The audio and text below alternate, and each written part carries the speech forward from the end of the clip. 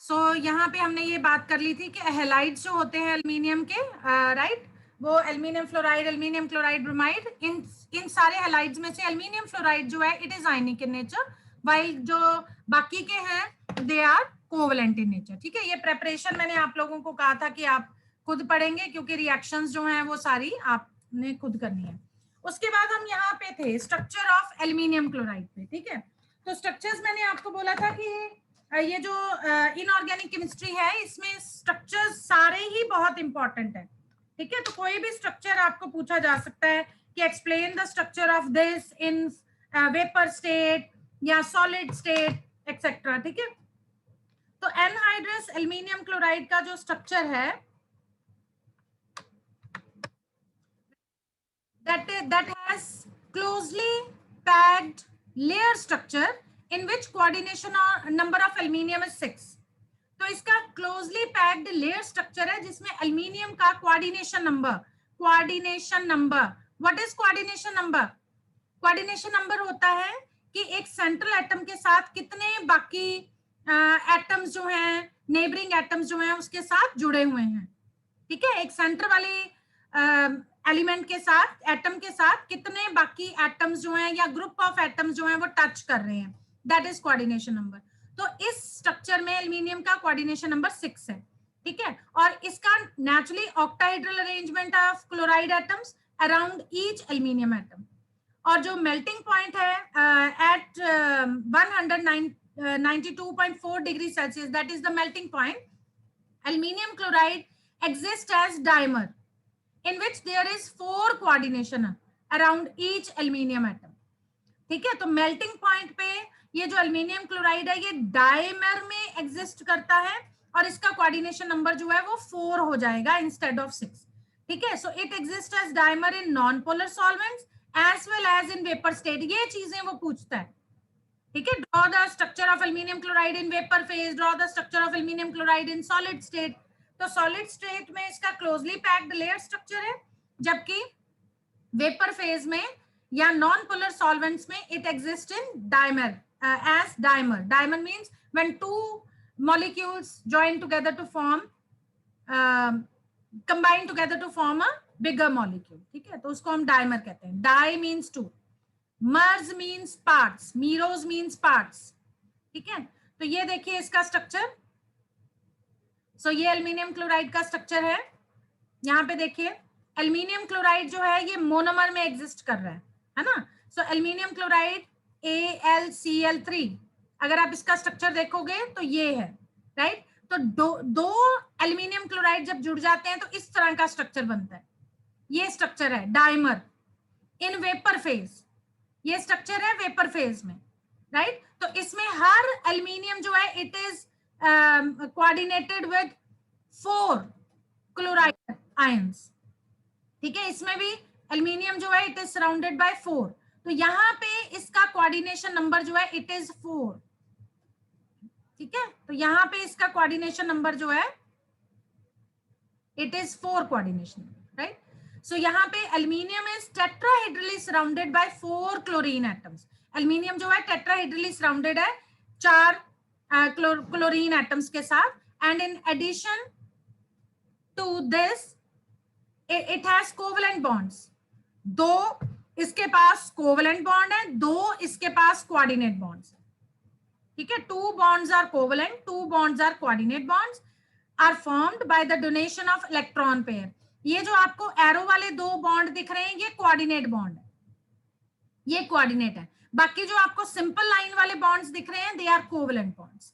ठीक है, और this is also called bridged structure. ये ब्रिज्ड स्ट्रक्चर बन रहा है। देखिए 2 एल्यूमिनियम के बीच में जो क्लोरीन है it acts as a bridge. ठीक है, तो ये वाले 2 जो क्लोरीन हैं, ये वाला और ये वाला, they act as a bridge between these 2 aluminium atoms. बाकी जो 4 क्लोरीन एटम्स हैं they are terminal chlorine atoms. ठीक है, सो ब्रिज्ड स्ट्रक्चर है, dimer structure exist in vapour state and at low temperature that is 180 to 200 degree Celsius, but at higher temperature it dissociates to trigonal planar structure। Higher temperature पे, यानी कि 200 degree से ज्यादा temperature जब होगा, ठीक है, तो ये मॉलिक्यूल जो है डिसोशिएट हो जाएगा to form this simple trigonal planar structure, right. Aluminium chloride का ये वाला जो स्ट्रक्चर है, सिंगल मोनोमर का स्ट्रक्चर है, this is trigonal planar structure.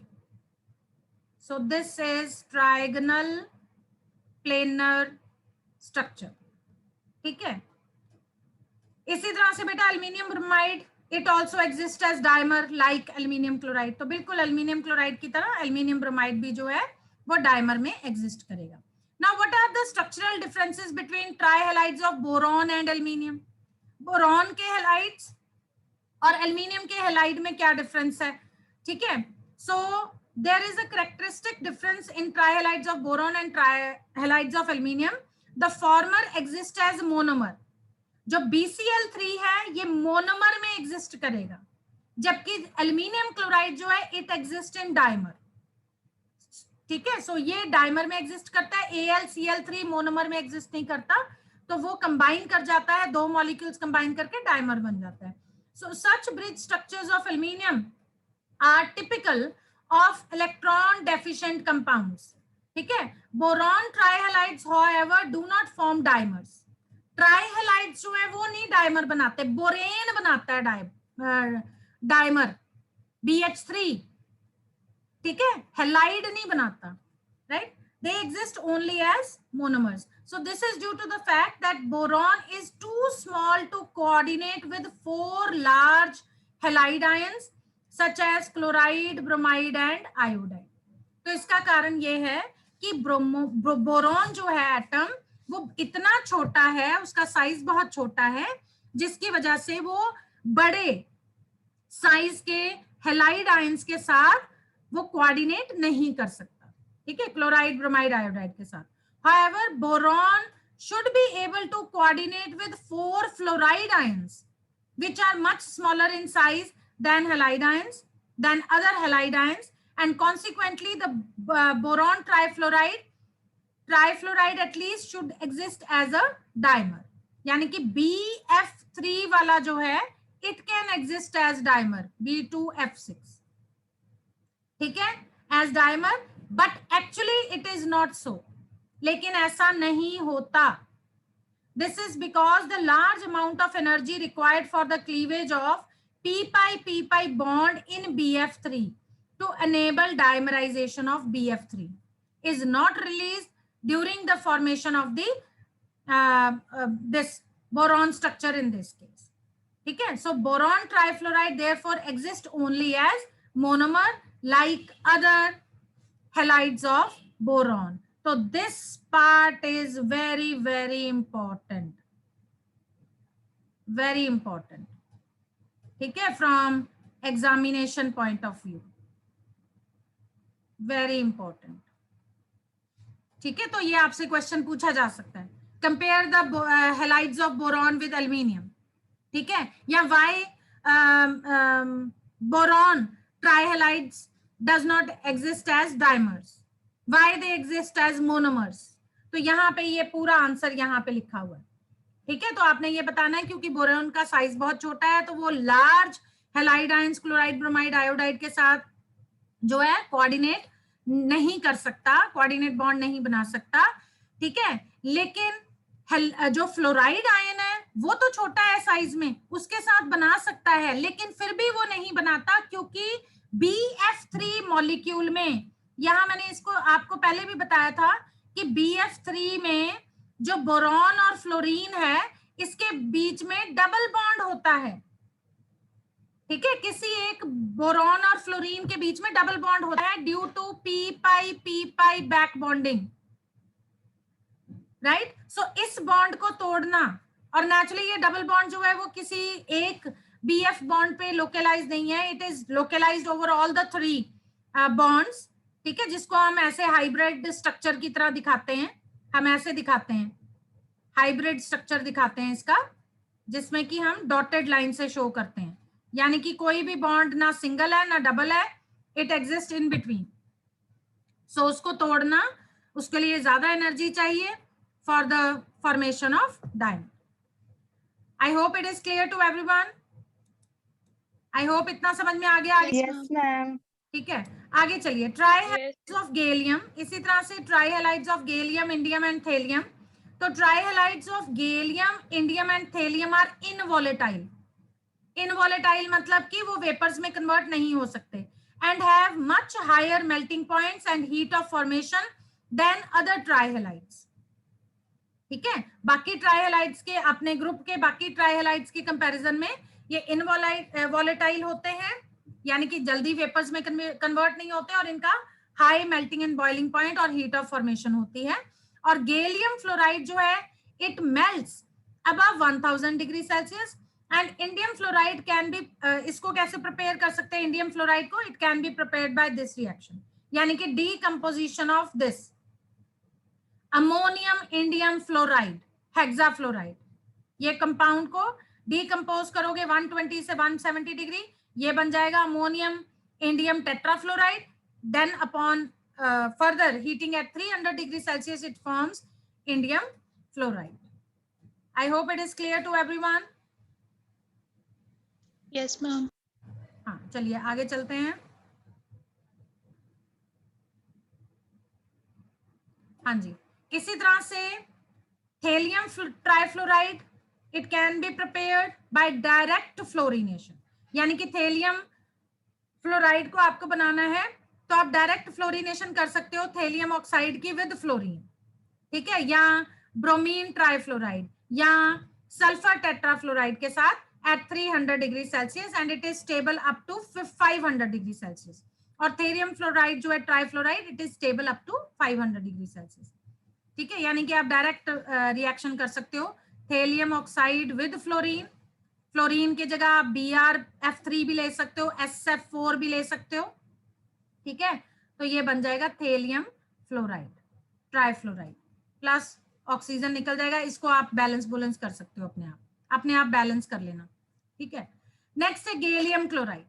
Gallium chloride जो है ये व्हाइट सॉलिड है, एंड इसका मेल्टिंग पॉइंट है 780 degree Celsius, and its vapours at 500 degree Celsius consist mainly of dimers.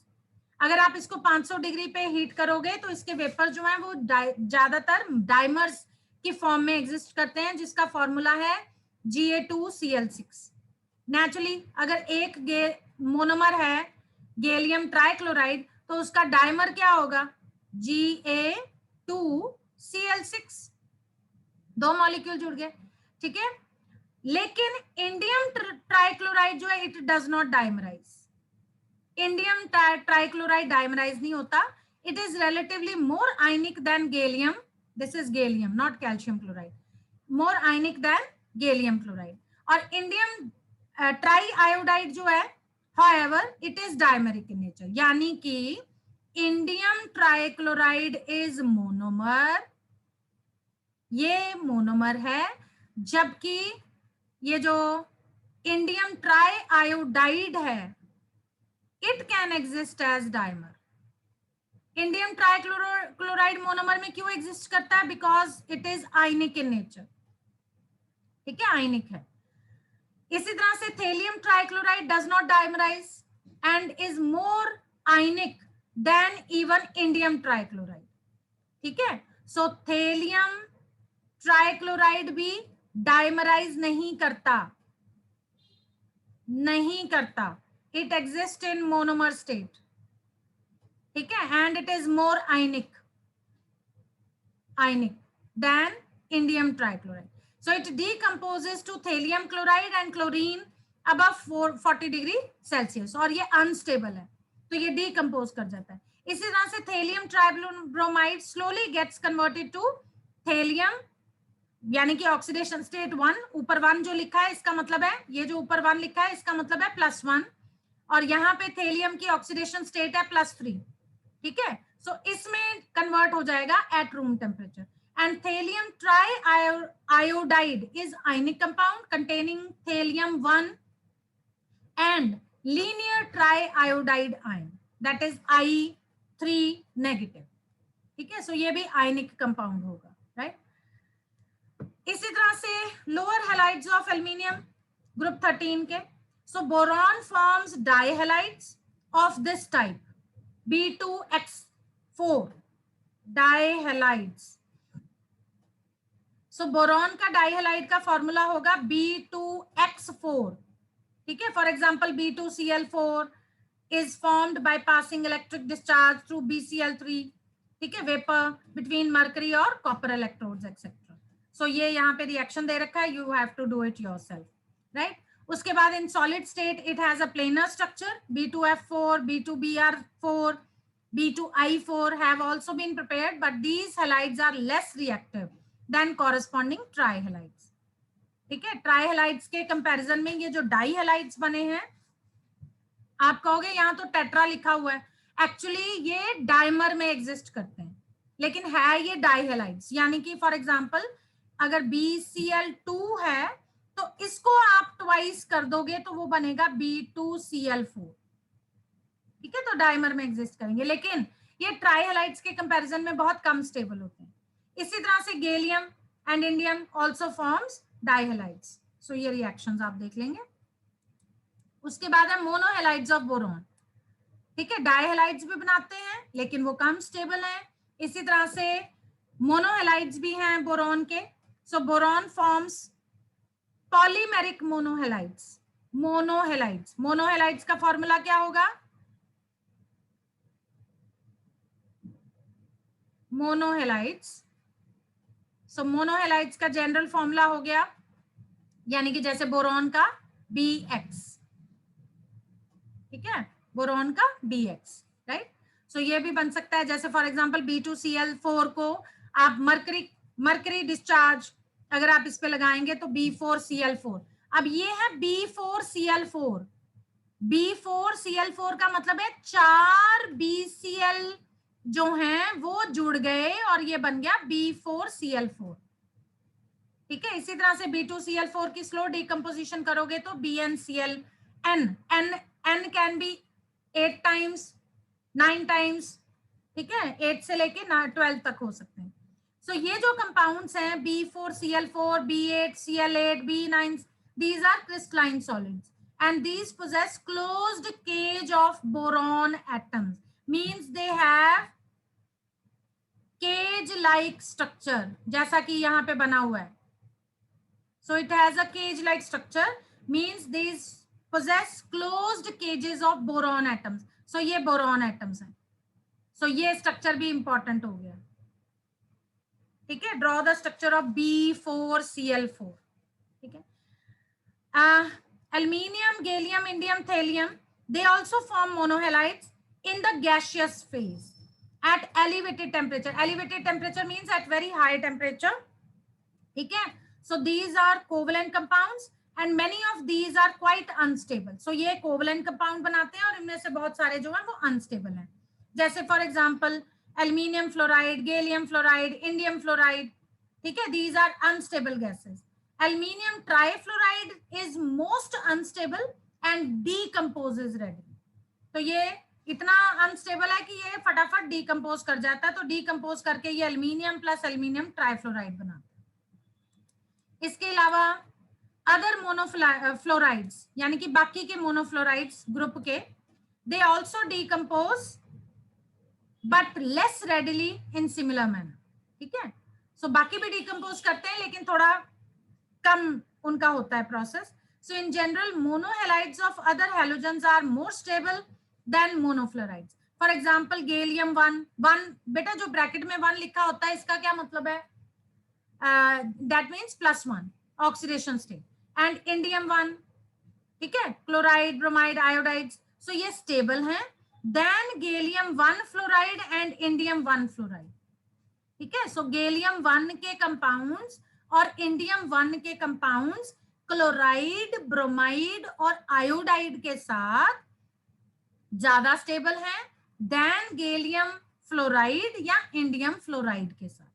ठीक है, thallium halides are most stable amongst monohalides of group 13 elements. ठीक है, सो इनमें से थैलियम हैलाइड, ये मैं ऑलरेडी आप लोगों को ऑक्सीडेशन स्टेट में बता भी चुकी हूँ कि +1 +3 में से कौन सा ज्यादा स्टेबल होगा थैलियम का. So it is +1. So thallium +1 oxidation state halides are most stable amongst monohalides of group 13. ठीक है, so monohalides कैसे प्रिपेयर किए जा सकते हैं? Simply by heating trihalides with metal. तो ट्राइहलाइड्स को सिंपली आप मेटल के साथ हीट कर दो, यानी कि MX3 plus metal in the present, यानी upon heating to form monohalides, where M can be any group 3 metal. ठीक है, राइट. चलिए आगे चलते हैं, बस थोड़ा सा ही रह गया, उसके बाद मैं आपको छोड़ दूंगी.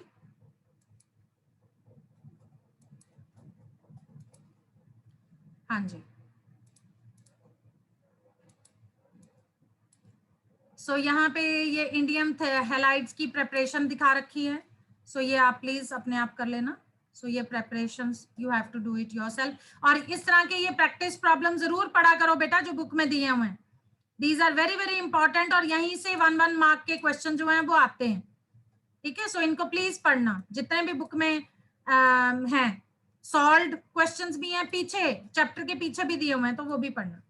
नेक्स्ट है बेटा anomalous behaviour of boron and resemblance with silicon. ठीक है, बोरॉन जो है वो इसको हम क्या कहते हैं? ये जो रिजेम्बलेंस है बोरॉन की विद सिलिकॉन, इसको क्या कहते हैं हम? इस रिलेशनशिप को क्या कहते हैं? जल्दी से बोलो. Diagonal relationship. Yes, Diagonal relationship. Yes, this is diagonal relationship. Diagonal relationship. ठीक है, इसमें ये था कि सपोज ये ग्रुप 1 है, ठीक है, ग्रुप 2, ये ग्रुप 13, बीच वाले नहीं हम लेंगे, ग्रुप 14. ठीक है, सो फॉर एग्जांपल ग्रुप 1 में अगर सपोज ये है लिथियम. ठीक है, लिथियम के बाद क्या आता है? Beryllium, boron, carbon. यहाँ पे लिथियम के बाद सोडियम, बेरिलियम के बाद मैग्नीशियम, बोरॉन के बाद एल्यूमिनियम, कार्बन के बाद सिलिकॉन. तो ये लिथियम जो है ये मैग्नीशियम के साथ रिजेंबल करता है, बेरिलियम जो है एल्यूमिनियम के साथ रिजेंबल करता है, बोरॉन जो है वो सिलिकॉन के साथ रिजेंबल करता है ऑफ नेक्स्ट ग्रुप डायगोनली. ठीक है, तो उसको हम डायगोनल रिलेशनशिप कहते हैं. सो बोरॉन फर्स्ट मेंबर है और इसके इट हैज कैरेक्टरिस्टिक्स फ्रॉम, ठीक है, it has different characteristics from aluminium and other members. अपने ग्रुप में इसके डिफरेंट होते हैं. ये जितने भी ये सेकंड पीरियड है बेटा, ये थर्ड पीरियड है. ये सेकंड पीरियड के एलिमेंट्स हैं, ये थर्ड पीरियड के एलिमेंट्स हैं. और ये वाले जो एलिमेंट्स हैं पूरे सेकंड पीरियड के आगे भी ग्रुप 15 में, ठीक है, नाइट्रोजन एंड सो ऑन, ये अपनी फैमिली में हमेशा हट के प्रॉपर्टीज शो करते हैं, थोड़ी सी प्रॉपर्टीज डिफरेंट शो करते हैं जो कि इनके बाकी फैमिली मेंबर्स से मेल नहीं खाती. क्यों? सबके आंसर यही है, चाहे लिथियम है, चाहे बेरिलियम है, चाहे बोरॉन है, चाहे कार्बन, नाइट्रोजन जो भी है, ये अपनी फैमिली से हटके क्यों शो करते हैं? Because of small size, high ionisation energy, ठीक है, and electronegativity, right, and absence of d orbitals. Very very important point. Absence of d orbital, small in size, high ionization energy and electronegativity and absence of d orbital. So anomalous behavior ये क्या क्या show कर रहा है बेटा? ये सारा read करने वाली बात है, तो आई होप ये चीजें आप खुद पढ़ लोगे.